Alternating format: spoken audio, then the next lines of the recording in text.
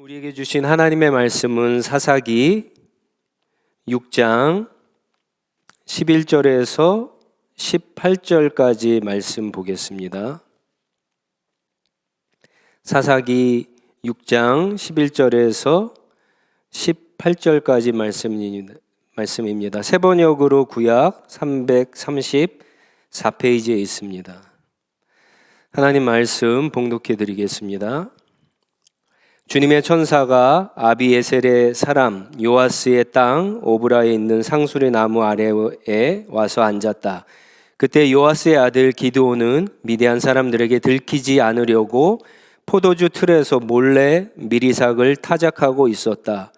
주님의 천사가 그에게 나타나서 힘센 장사야, 주님께서 너와 함께 계신다 하고 말하였다.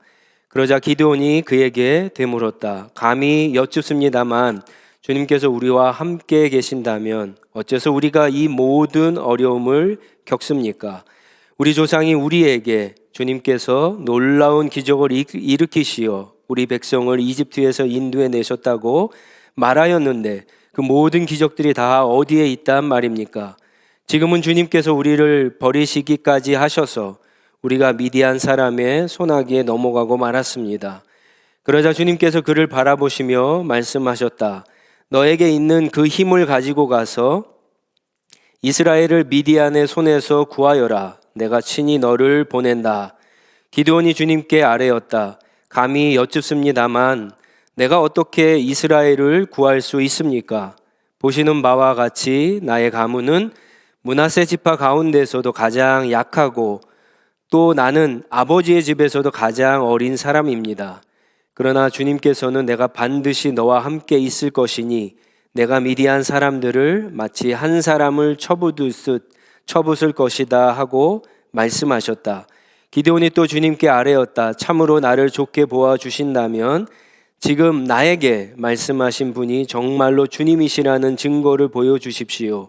내가 예물을 꺼내와서 가져다 놓겠으니 내가 돌아올 때까지 떠나지 마십시오.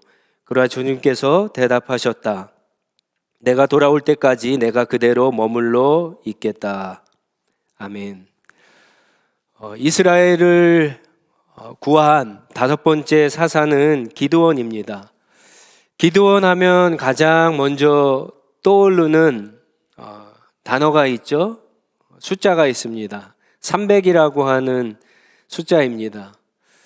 많이들 보셨겠지만 마치 영화 300에서 스파르타의 300 군인들이 페르시아의 대군을 맞아 싸우는 그런 장면이 떠오릅니다. 그 영화에서 보면 스파르타 이 300 군인들이 페르시아 대군에 맞서서 정말 처음에는 잘 싸웁니다. 그러다 결국 배신자가 생기고 그래서 나중에 패배하게 됩니다. 하지만 기드온과 300 전사들은 승리를 하죠. 무려 13만 5천 명의 미디안 군대와 싸워서 이깁니다. 그것도 칼이나 어떤 창, 무기도 없이 싸워서 이깁니다. 그래서 이 기드온의 승리는요, 성경에서 가장 위대한 승리, 보통 세 가지를 꼽거든요. 그 중에 하나가 이 기드온과 300 용사의 승리입니다. 혹시 나머지 두 개가 뭔지 아세요? 하나는 다윗이 골리앗을 이긴 승리, 그리고 또 하나는 엘리야가 갈멜산에서 바알과 아세라의 선지자들 850과 대결해서 이긴 승리입니다. 어떻게 이런 승리와 구원이 가능했을까요? 그리고 어떻게 기드온이 이렇게 이스라엘을 구한 뛰어난 하나님께 쓰임받은 그런 사사가, 구원자가 되었을까? 한번 오늘 말씀을 통해서 그 원인을 좀 찾아보려고 합니다. 일단 승리하기 위해서, 전쟁에 이기기 위해서는 뭐가 중요하죠? 무기가 중요합니다. 오늘날 현대 전쟁이나 고대 전쟁은 더 그렇겠죠. 최신의 무기, 신무기, 아주 강력한 무기가 있느냐 없느냐에 따라서 전쟁의 승패가 좌우됩니다. 이스라엘에게 그럼 이런 최신 무기, 엄청난 무기가 있었을까요? 성경을 보면은 없었습니다. 우리가 계속해서 반복해서 이야기하는 것처럼 이스라엘은 이 당시에 철로 만든 칼이나 창이 없었습니다. 사사기 7장 20절에서 21절 말씀을 한번 보겠습니다. 여러분 성경을 펴시고요. 7장, 사사기 7장 20절,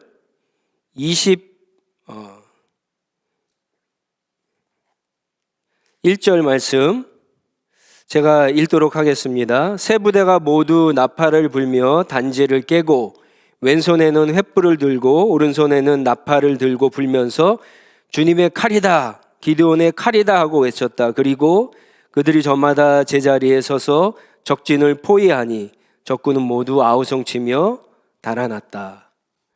미디안의 13만 5천과 지금 전투하는 장면인데 성경이 이 이스라엘의 기드온의 300 전사들이 가졌던 무기가 뭐라 그럽니까? 횃불과 나팔이라 그래요.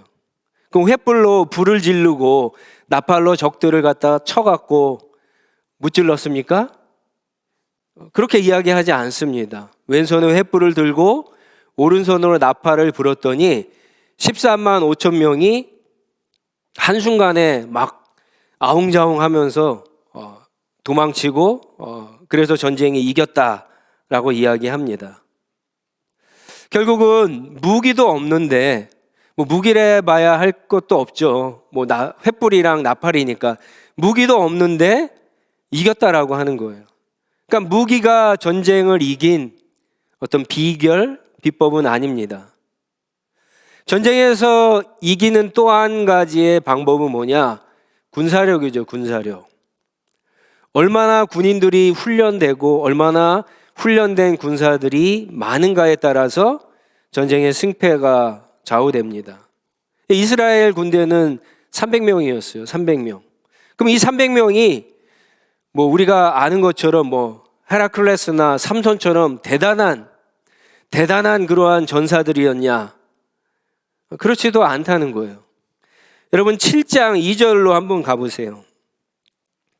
사사기 7장 2절에 이 300명의 전사들이 어떤 사람들인가 성경이 힌트를 줍니다. 2절 말씀 보겠습니다. 주님께서 기드온에게 말씀하셨다. 내가 거느린 군대의 수가 너무 많다. 이대로는 내가 미디안 사람들을 내가 거느린 군대의 손에 넘겨주지 않겠다. 이스라엘 백성이 나를 제쳐놓고서 제가 힘이 세어서 이긴 줄 알고 스스로 자랑할까 염려된다. 여러분 전쟁이 터지자 이스라엘 각지에서 3만 2천 명의 병사들이 모였습니다. 뭐 대단한 병사들도 사실 아니었습니다. 그런데 하나님께서는 그들을 다 돌려보내게 하십니다. 그리고 300명만 딱 남겨두셨는데 이 300명 갖고 싸우라 그러는데 이 300명이 싸움을 잘해서 뽑혔냐? 오늘 기드온에게 하시는 말씀을 보면 그게 아니라고 하는 거예요.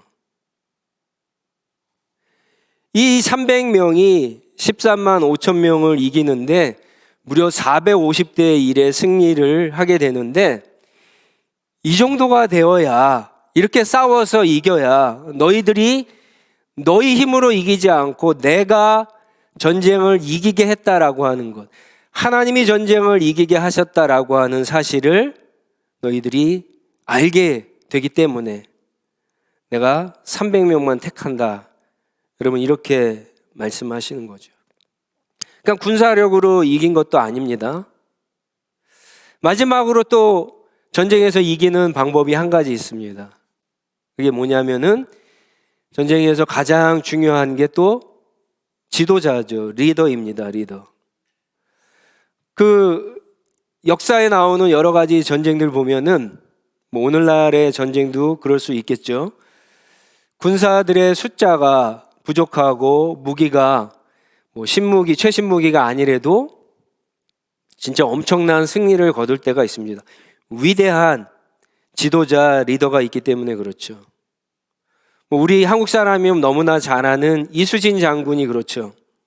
이수진 장군이 승리한 한산도 대첩이나 그리고 명랑 해전이나 노량진 해전 같은 게 있는데 특히 명란 해전 같은 경우에 여기에 해당됩니다. 이수진 장군을 이제 왕이 불렀을 때 장군이 그런 얘기하죠. 유명한 얘기를 하죠. 왕이시여, 신에게는 아직 12척의 배가 있습니다. 그렇게 이야기하고 나아가 싸우죠. 실제로 이수진 장군은 13척의 배로 일본 그 군대, 그 해군이죠. 해군 330척과 싸워서 명랑에서 진짜 세계 해전 역사에 남는 그런 위대한 승리를 거둡니다. 자, 그러면 기드온이 이 이수진 장군처럼 그렇게 정말 뛰어난 지도자, 리더였느냐라고 하는 거죠. 여러분, 오늘 읽은 12절 말씀에 보면은 천사가 기드온을 뭐라고 부릅니까? 힘센 장사여, 이렇게 부릅니다. 옛날 개정 성경에는 큰 용사여, 그렇게 부릅니다. NIV 성경에는요, Mighty Warrior 이렇게 부르고 있습니다. 영어 성경이 더 이 어감이 기드온이 어떤 사람인가를 더 잘 보여주는 것 같아요. 근데 과연 이 성경만 보면, 이 말씀만 보면은 천사가 기드온을 부르는 장면만 보면 정말 그런 것 같아요. 기드온이 힘센 장사, 위대한 큰 용사이기 때문에 미디안과 싸워서 이긴 것 같아요. 그런데 여러분, 11절 말씀을 보면 전혀 그렇지 않습니다. 주님의 천사가 나타났을 때 기드온이 성경은 뭘 하고 있었다고 그럽니까? 자기 집 안에서 그 이스라엘 사람들, 가나안 사람들은 이 포도주를 마치 물처럼, 물이 귀하니까 먹었는데 그 집 안에 있는 포도주를 짜는 틀을 가지고 미리삭을 타작하고 있었다라고 그렇게 이야기하죠.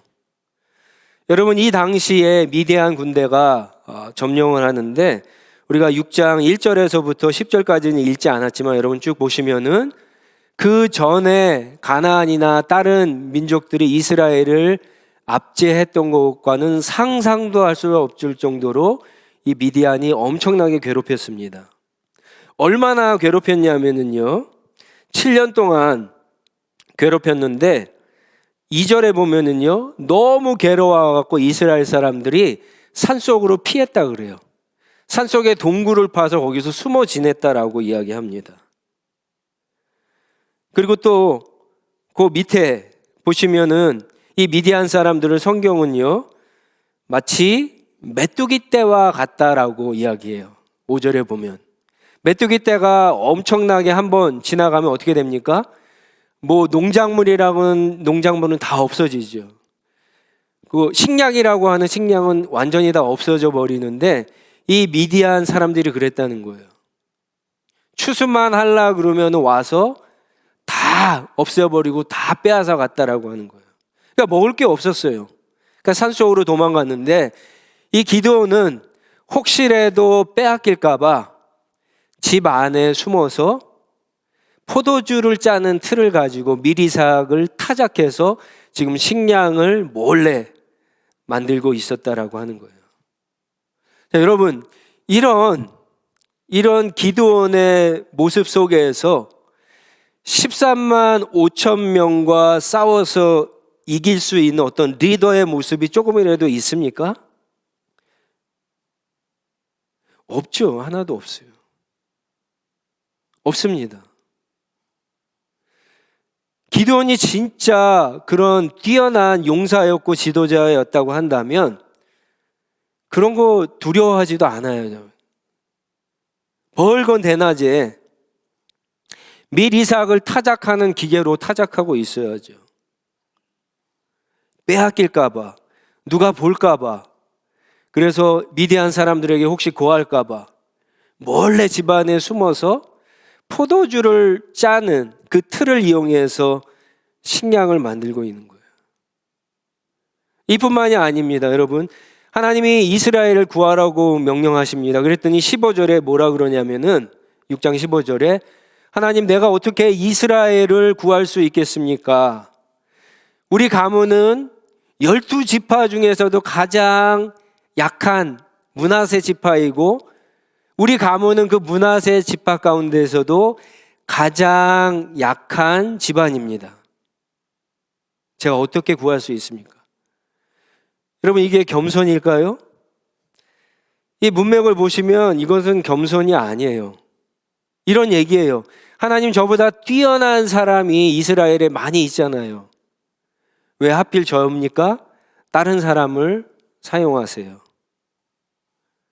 기드온이 못하겠다고 핑계를 대는 거예요. 25절 이하에도 보세요. 하나님이 이제 기드온에게 너희 집에 있는 바알과 아세라 제단을 부수라고 이야기합니다. 아마 이 기드온의 아버지의 집에 마을에서 공동으로 아세라와 바알을 섬기는 제단이 있었던 것 같아요.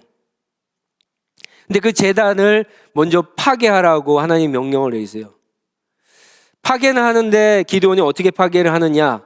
낮에 못해요. 사람들이 두려워서, 무서워서. 그래서 밤에 하는데 그것도 혼자 하지 못하고 종들 10명을 데리고 가서 바알과 아세라 제단을 부숩니다. 성경이 진짜 그렇게 이야기합니다. 27절에 가면은 뭐라고 얘기하느냐? 기드온이 사람들이 두려워서 감히 그 일을 낮에 하지 못하고 밤에 했다라고 이야기합니다. 기드온은요, 굉장히 겁이 많고 소심한 사람이에요. 여러분, 7장에 가면 더 황당한 일도 해요. 하나님이 이제 기드온에게 미디안 사람들에게 가서 쳐들어가라고 하는데 자꾸 가지를 않아요. 그랬더니 그렇다면 네 부하 브라라고 하는 사람을 데리고 가서 한번 적진에 내려가 보라, 그렇게 얘기를 합니다. 기드온이 이 말은 들어요. 그래서 몰래 정탐을 하러 갑니다. 부하 한 명을 데리고. 근데 마침 미디안 보초들이 서로 이야기하는 것을 듣게 돼요. 꿈 이야기를 하는데 꿈에 한 병사가 이런 얘기를 해요. 보리빵 하나가 굴러와서 자기 텐트를 갖다 다 망가졌는데 또 해석까지 해요. 그게 뭐냐 하면은 기드온의 칼이 우리 미디안 군대를 칠 것이다 라고 하는 이야기를 해요. 기드온이요, 이 얘기를 듣고 공격을 하게 돼요. 하나님의 말씀하실 때는 듣지 않다가 적들의 얘기를 듣고 공격을 하게 됩니다. 이거를 오늘날로 한번 바꿔볼까요?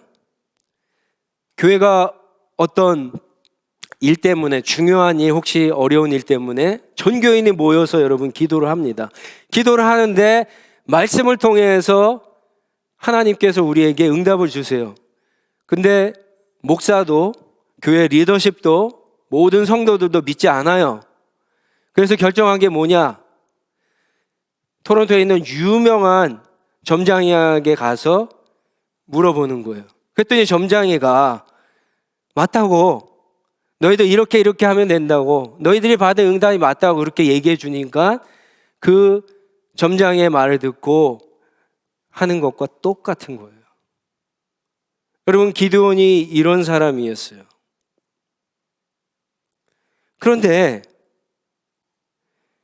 왜 강력한 전사라고, 왜 큰 용사라고 부를까요? 이게 무슨 말이냐면은 기드온은 겁도 많고 소심하고 연약하고 부족한 사람이지만 하나님이 장차 그런 기드온을 위대한 지도자로, 리더로 만들겠다라고 하는 하나님의 약속이면서 하나님의 의지가 담긴 말입니다. 그럼 기드온이 어떻게 그렇게 될 수 있었을까요? 어떻게 그러면 기드온이 전쟁에 나가서 미디안을 이길 수 있었습니까? 그게 이제 12절 후반절에 나오는 말씀입니다. 주님께서 너와 함께 하신다. 주님께서 너와 함께 하십니다. 하나님이 함께 하시니까 기드온이 정말 형편없는 사람에서 위대한 리더, 이스라엘 구한 사사가 되는 겁니다. 여러분, 성경에 이런 사람들이 너무 많아요. 요셉도, 다니엘도, 그 여호수아도 그랬죠.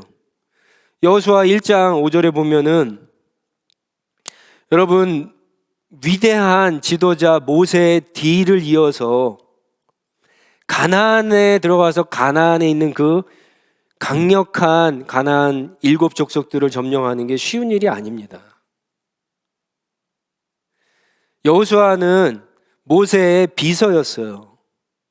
이스라엘 200만이 넘는 그 사람들이 비서였던 여호수아의 리더십을 인정할까? 인정한다 하더라도 여호수아가 가나안 땅에 들어가서 그 백성들을 이끌고 과연 가나안은 정복할 수 있을까? 굉장히 두려웠어요. 근데 하나님이 여호수아에게 이런 말씀을 주시죠. 1장 5절에 내가 사는 날 동안 아무도 너의 앞길을 가로막지 못할 것이요 내가 모세와 함께 하였던 것 같이 너와 함께 하며 너를 떠나지 아니하며 버리지 아니하겠다. 여러분, 여호수아가 진짜 리더가 되죠. 리더가 되어서 가나안을 정복하는 일에 충실하게 수행을 합니다. 하나님이 함께 하시겠다는 그 약속대로 함께 하셨기 때문에 여호수아가 그렇게 할 수 있었던 거예요. 여러분, 모세도 이스라엘 역사에서 가장 위대한 지도자였던 모세도 여러분 마찬가지예요. 모세는요 80년 동안 자기의 실력, 자기의 능력, 자기의 경험으로 자기 이스라엘 백성들을 구원하려고 했는데 여러분 성공했습니까? 실패했습니까? 실패했어요. 실패했을 뿐만 아니라 살인자가 되었어요. 도망다니는 신세가 되었어요. 지명수배가 되었어요. 그래서 광야에서 숨어 지내고 있었어요. 그런데 하나님이 불어주시고 하나님이 함께 해주신다고 하니까는 그런 모세가 80살의 나이에도 불구하고 이스라엘을 구원하고 이스라엘을 출애굽시키는 위대한 지도자로 쓰임을 받게 되는 겁니다. 아무리 실력이 뛰어나도 아무리 능력이 있어도 아무리 경험이 있어도 하나님이 함께하지 않으면 아무 소용이 없다는 거예요. 반대로 아무리 연약하고 아무리 부족해도 아무리 경험이 없어도 하나님이 함께 하시면 위대한 지도자, 위대한 리더, 하나님께 귀하게 쓰임받는 일꾼이 될 수 있다는 거예요. 여러분, 이 말을 근데 한 가지 오해하시면 안 됩니다. 하나님이 함께 하시면 우리가 굉장한 능력이 있어갖고 우리 인생을 성공하고 출세한다라고 하는 말이 아닙니다. 여러분 잘 들으셔야 돼요. 하나님이 함께 하시면 하나님이 우리를 통해서 구원의 놀라운 일과 승리를 주신다라고 하는 사실이에요. 정말 공부를 잘하면, 그래서 세계 최고의 대학에 들어가면 그 사람이 성공하고 출세할 확률이 높을까요? 낮을까요? 높죠, 당연히. 그래서 다들 성공하고 출세하려고 죽어라고 공부하는 거 아니에요. 좋은 대학에 들어가려고 하는 거 아니에요. 여러분, 좋은 직장에 들어가고 비즈니스를 잘해서 돈을 많이 벌면은 그 인생이 성공하고 출세한 인생이 됩니까? 안 됩니까? 가능성이 많죠. 좋은 직장에 다니지 못하고 비즈니스 잘 못하고 돈 많이 벌지 못하는 것보다는 가능성이 많아요. 그런데 그 인생이 하나님께 쓰임받지는 못합니다. 그 인생이 재미는 있을지 모르겠지만 세상에서 제공하는 쾌락은 얻으면서 그렇게 무료하지 않게 인생을 살아갈 수는 있지는 모르겠지만 온 세상을 창조하시고 온 세상의 주인이신 하나님 앞에 의미 있는 인생이 될 수는 없다는 거예요. 절대로 하나님의 구원을 위해서, 진정한 승리를 위해서 쓰임받는 일꾼, 리더는 되지 못한다라고 하는 거예요. 여러분, 우리 인생에서 가장 중요한 건 그래서 뭐냐? 내가 얼만큼 무엇을 잘하느냐, 이게 아니라 가장 중요한 것은 하나님이 나와 함께 하시느냐, 함께 하지 않느냐입니다.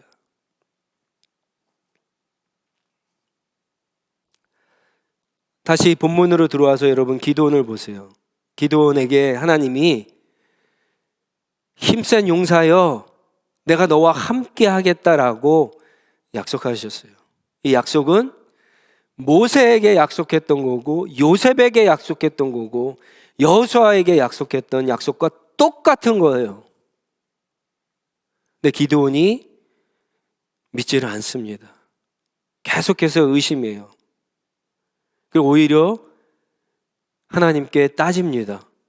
아니, 하나님이 함께 하시는데 왜 우리가 미디안에게 그렇게 고통을 당해야 됩니까? 우리도 이런 질문들 많이 하죠. 왜 하나님께서 우리를 자녀 삼아 주셨는데, 우리와 함께 하신다 그랬는데 왜 우리 인생에 이렇게 어려운 일, 위기, 고통이 많습니까? 라고 하는 질문과 똑같은 거죠. 이 기드온의 이야기 가운데 우리 인생에 그렇게 어렵고 힘들고 고통을 받는 두 가지 이유를 발견해야 됩니다. 하나는 불신앙이에요. 또 하나는 이게 하나의 믿음이 성숙해져 가는 과정이라고 하는 겁니다. 여러분 잘 보세요. 지금 하나님 앞에 따지는 기드온의 얘기가 틀립니까? 틀리지 않습니까? 틀려요. 왜 틀리냐? 지금 이스라엘이 미디안이라고 하는 사람들로부터 고통을 받는 게, 어려움을 당하는 게 하나님이 이스라엘을 버려서입니까? 아니면 이스라엘이 하나님을 버려서일까요? 우리 계속해서 반복되는 사이클 기억나시죠? 첫 번째가 뭡니까? 이스라엘이 하나님 앞에 뭐 했다? 악을 행했다. 오늘 1절에도 또 그렇게 얘기하잖아요. 악한 일을 또 저질렀다. 뭡니까? 바알과 아세라를 섬겼다. 하나님을 버렸다. 떠났다. 범죄했다. 하나님이 이스라엘을 버린 게 아니라 이스라엘이 스스로 하나님을 버린 겁니다. 이게 성경에서 이야기해주는 우리 가운데 어려움과 위기와 고난이 오는 이유입니다. 근데 하나님이 이 기드온의 질문에 직접적으로 응답을 하지 않으세요. 14절에 이상한 대답을 하세요. 14절 보세요. 너에게 있는 그 힘을 가지고 가서 이스라엘을 미디안의 손에서 구하여라. 내가 친히 너를 보낸다. 이 말씀에 보면 중요한 게 뭘까요? 힘이죠, 힘. 근데 그냥 힘이 아니라 그 힘을 가지고 가서 이스라엘을 구하라. 내가 너를 보낸다. 그렇게 말씀하세요. 여러분, 이 힘이 뭘까요? 이 힘의 정체가 뭘까요? 이 힘.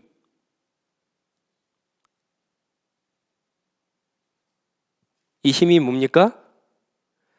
바로 그 12절에 나오는 그 힘이죠. 하나님이 함께 하심으로 생기는 힘. 하나님이 주시는 힘. 나에게는 어떤 가능성, 나에게는 저들과 싸워서 이길 힘이 없지만, 나에게는 미디안과 싸워서 그 전세를 역전시킬 어떤 능력이나 경험이나 지혜가 없지만 하나님께 가능성이 있고 하나님이 도와주시면 할 수 있다라고 하는 힘이죠. 함께 하심을 믿는 믿음을 이야기하는 거예요. 그거 가지고 가서 싸우라고 하는 말씀이에요. 여러분, 우리 인생에 가장 큰 차이를 만들어내는 게 뭐냐? 바로 이거예요. 이거. 여러분 보세요. 믿지 않는 사람과 믿는 사람의 큰 차이는 하나님이죠. 그러면 믿는 사람들 가운데 가장 큰 차이는 뭘까요? 믿음이에요, 믿음. 믿음. 우리는 다 하나님의 은혜를 받았잖아요. 근데 어떤 사람은 믿고 어떤 사람은 믿지 못해요. 우리는 하나님이 온 세상의 주인이시고 모든 복의 근원이심을 알아요. 그걸 이미 우리에게 다 주신 것을 알아요. 그런데 그것을 믿고 이만큼 쓰는 사람이 있고 믿는데 요만큼 쓰는 사람이 차이를 만들어내는 거예요. 하나님의 차이가 아니에요. 하나님을 믿는 우리의 믿음에 문제가 있다라고 하는 거예요. 내가 너와 함께 하겠으니 너는 그 힘을 믿고 나아가 싸우라고 지금 계속해서 이 말씀을 하시는 거예요.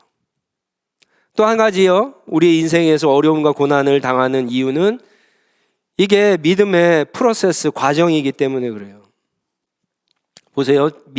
기드온에게 함께 하신다고 약속하셨지만 그 다음에 기드온이 이스라엘을 고난으로부터, 어려움으로부터, 위기로부터 구합니까?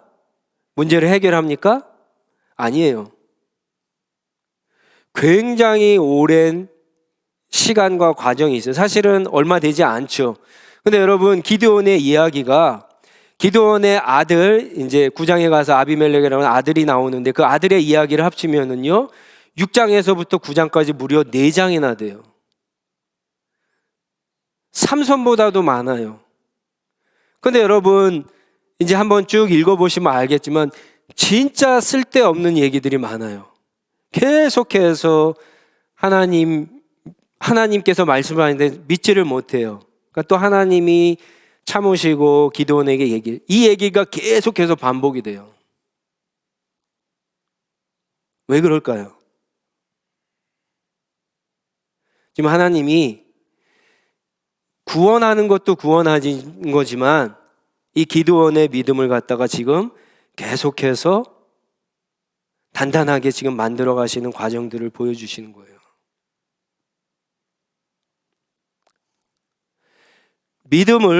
저와 여러분의 믿음을 단련하는 이 과정이 하나님 편에서 봤을 때는 구원과 승리 그 자체보다 중요하다는 거예요.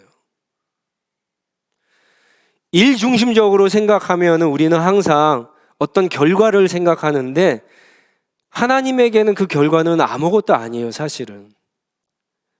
여러분, 하나님이 우리 아니래도, 지금 기드온이 아니래도 누구든지 쓸 수 있잖아요. 진짜 기드온보다 더 형편없는 사람도, 어린 아이도 쓰실 수 있어요. 근데 왜 그러시느냐? 하나님의 관심은 이 믿음을 갖다가 지금 단련시키는 과정이 훨씬 중요하다는, 꼭 이런 것과 같아요. 여러분, 가난한 사람이 있으면 가난한 사람에게 돈을 주는 것은 물론 어떤 사람에 따라 어렵겠지만 그렇게 어렵지 않아요. 무엇보다 어렵지 않을까요? 이 사람이 스스로 돈을 벌어서 먹고 살 수 있는 어떤 기술을 가르쳐 주는 것보다 어렵지 않아요. 여러분, 똑같습니다. 우리가 하나님 앞에 기도하면 어려움과 문제들이 없어질 수 있을까요? 없어지지 않을까요? 없어질 수 있어요. 그거 하나님한테는 너무나 쉬운 일이에요. 근데 왜 하나님께서 그렇게 하지 않으시냐? 기드온처럼 그 뒤를 보시는 거예요. 여러분, 맨날 문제가 있으면 조르르륵 아버지의 엄마한테 가갖고 뭘 해달라 그러면은 그거 애잖아요. 30이 됐는데 40이 됐는데 그렇게 될 수는 없잖아요. 독립을 해야죠. 성숙해야죠.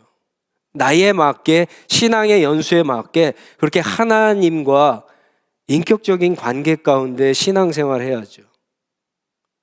하나님이 예수 그리스도를 통해서 우리를 태어나게 하셨을 때 그냥 어린아이와 같이 자라는 것을 기뻐하실까요? 그렇지 않죠.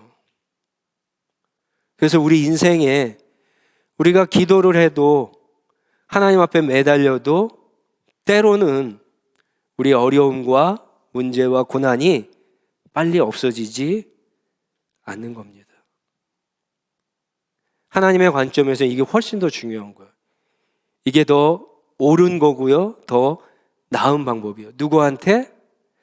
하나님께도 영광이 되고 우리한테도 훨씬 더 나은 방법이에요. 그렇잖아요. 어린 아이가 어떻게 부모님에게 어떤 영광이 되는 그런 일을 할 수가 있겠어요? 성숙해야죠.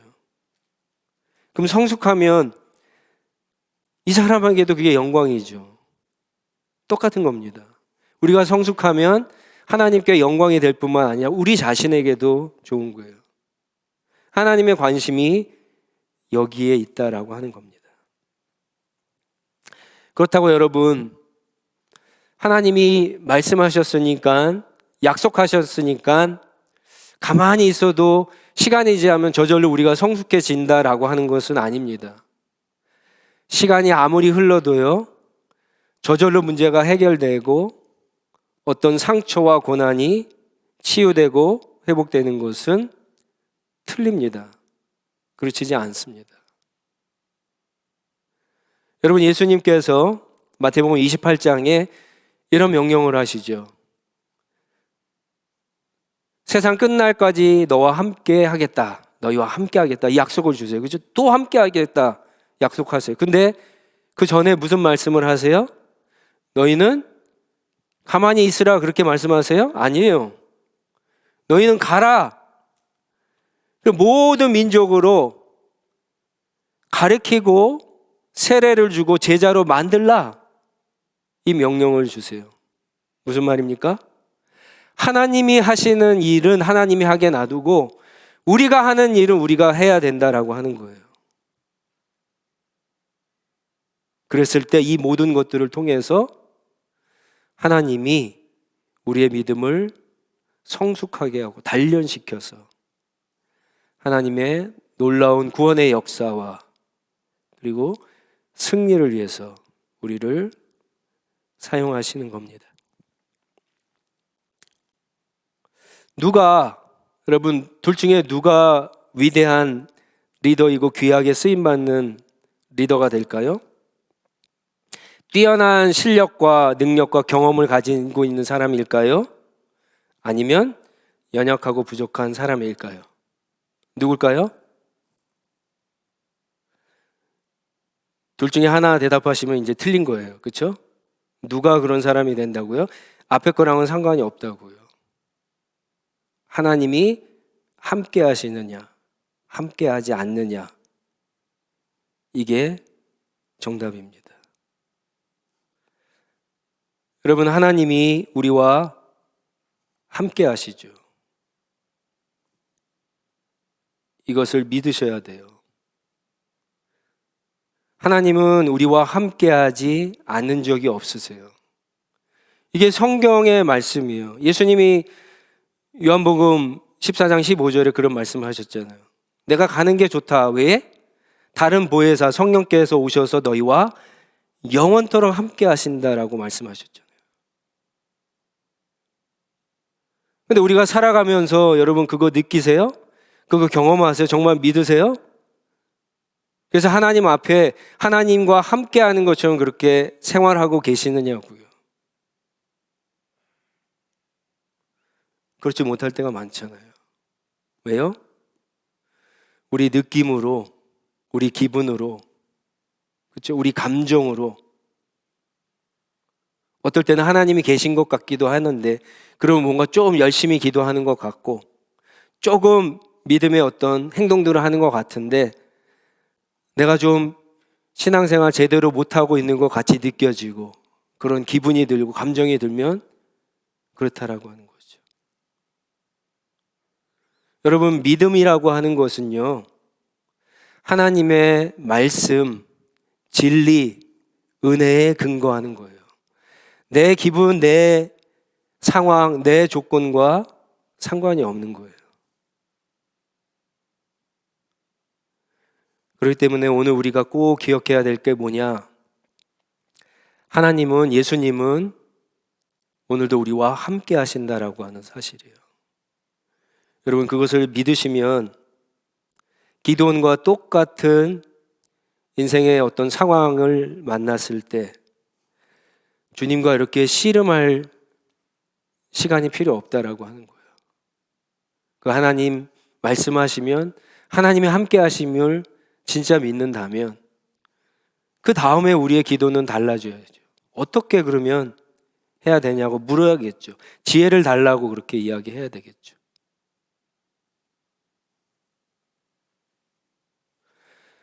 여러분, 인생의 승리 여부는, 인생의 성공, 실패 여부는 여러분 하나님 한 분뿐이십니다. 하나님이 우리 인생의 차이를 만들어내십니다. 그 하나님께서 아들을 십자가에 내어주시기까지 우리를 사랑하시고 저와 여러분을 자녀 삼아 주셨어요. 하나님의 자녀예요.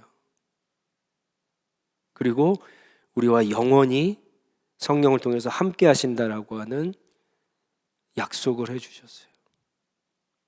여러분, 이것을 꼭 믿고 이제 한 주간 동안도 주님과 함께 동행하면서 다른 사람들이랑 다른 그런 인생을 만들어내고 그 인생을 통해서 하나님께 영광을 드리는 저와 여러분들이 다 되시기를 바랍니다. 우리 한번 같이 기도하도록 하겠습니다.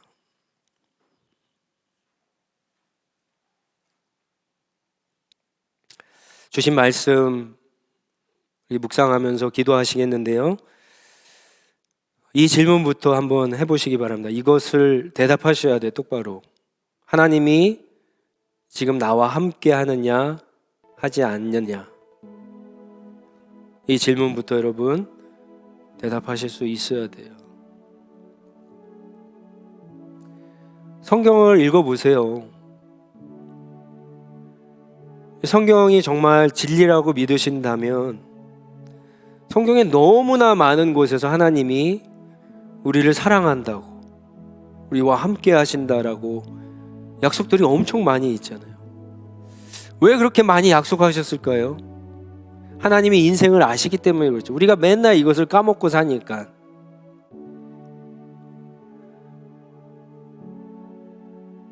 코로나가 있어도 하나님이 함께 하시죠. 직장에서 정말 힘들게 일하고 있어도 하나님이 함께 하시죠. 어려운 시험, 직장 문제, 결혼 문제, 인생의 중요한 일들을, 미래의 일들을 앞두고도 하나님이 함께 하세요. 기본적으로 그것은 믿고 우리가 그렇다면 하나님 앞에 어떻게 행동하는 것이 믿음의 행동인가? 여러분, 그걸 가지고 우리가 치열하게 살아가는 것이 진짜 하나님의 자녀, 믿음의 사람들의 모습입니다. 지금 어떤 어려움과 고난이, 어떤 위기가 있다면 여러분, 하나님이 함께 하심을 믿으시기 바랍니다.